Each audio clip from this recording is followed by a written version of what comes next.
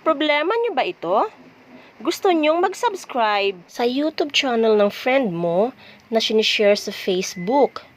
Pero, ni-require kayo na mag-sign in. Ang problema, nakalimutan niyo na kung ano yung password niyo sa Gmail account niyo. Tinamad din kayo mag-search sa name ng YouTube channel niya dun mismo sa YouTube.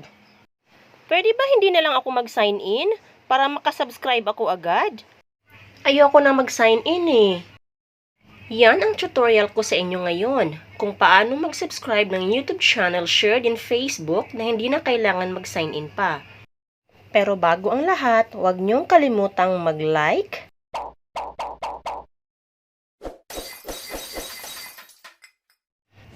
at mag-subscribe sa YouTube channel ko.